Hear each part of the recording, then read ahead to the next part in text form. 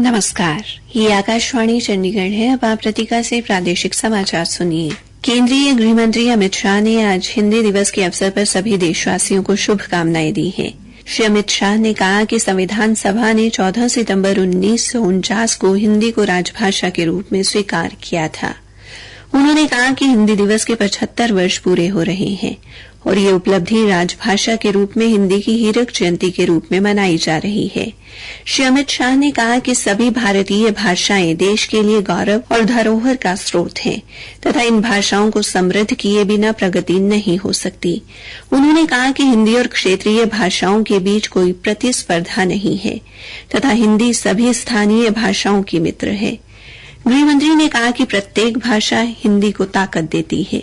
गृहमंत्री ने कहा कि राजभाषा विभाग शीघ्र हिंदी से 8वीं अनुसूची में शामिल सभी भाषाओं में अनुवाद करने के लिए एक पोर्टल का शुभारंभ करेगा। इस पहल के अंतर्गत पत्र व भाषणों का बहुत कम समय में कृत्रिम मेधा के माध्यम से सभी भाषाओं में अनुवाद हो जाएगा।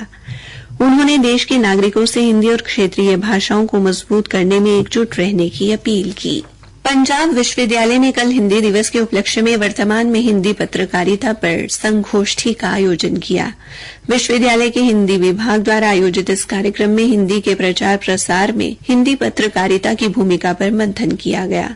केंद्र सरकार के सूक्ष्म लघु एवं मध्यम उद्यम मंत्रालय के सलाहकार प्रोफेसर राजेश कुमार शर्मा ने हिंदी भाषा की उत्पत्ति व संवैधानिक स्थिति पर चर्चा करते हुए कहा कि देश में हिंदी को समृद्ध करने में हिंदी पत्रकारिता ने प्रकाशदीप की भूमिका निभाई है। उन्होंने कहा कि हिंदी ने देश को एकता के सूत्र में बांधने में निर्णायक भूमिका अदा की है। इस मौके पर हिंदी विभागाध्यक्ष प्रोफेसर अशोक कुमार ने हिंदी को राजभाषा घोषित किए जाने और कालांतर राष्ट्रभाषा प्रचार समिति वर्धा के आग्रह पर 1953 से पूरे भारत में 14 सितंबर को हर साल हिंदी दिवस मनाने का निर्णय लिए जाने की जानकारी दी।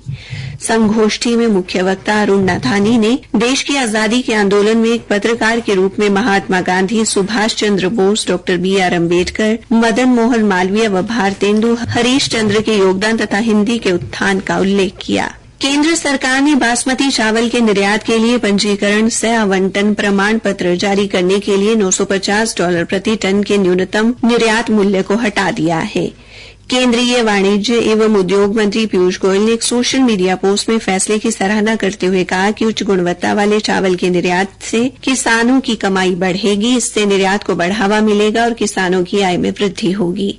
श्री गोयल ने कहा कि मोदी सरकार द्वारा लिया गया ये फैसला किसानों के प्रति संवेदनशीलता को दर्शाता है। हरियाणा में खरीफ विपणन सीजन 2024-25 के लिए धान की खरीद 23 सितंबर से शुरू होगी और 15 नवंबर तक चलेगी। इस बार धान की अनुमानित खरीद 84 लाख टन होने का अनुमान है। खाद्य नागरिक आपूर्ति एवं उपभोक्ता मामले विभाग की अतिरिक्त मुख्य सचिव डॉ सुमिता मिश्रा ने कहा कि धान की खरीद के लिए 241 मंडियां बनाई गई हैं।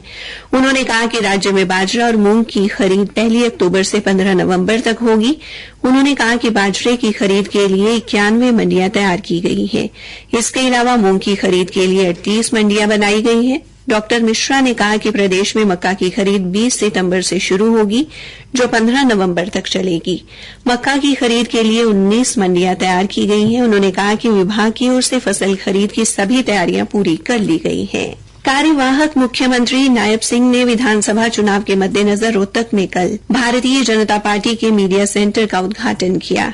इस मीडिया सेंटर से प्रदेश में समन्वय के साथ साथ पार्टी की नीतियों का प्रचार प्रसार किया जाएगा। उद्घाटन समारोह में पार्टी के हरियाणा प्रभारी सतीश पूनिया, त्रिपुरा के पूर्व मुख्यमंत्री एवं विधानसभा चुनाव के सह प्रभारी बिप्लब कुमार देव और पार्टी प्रदेशाध्यक्ष मोहन लाल बड़ौली मुख्य तौर पर उपस्थित रहे।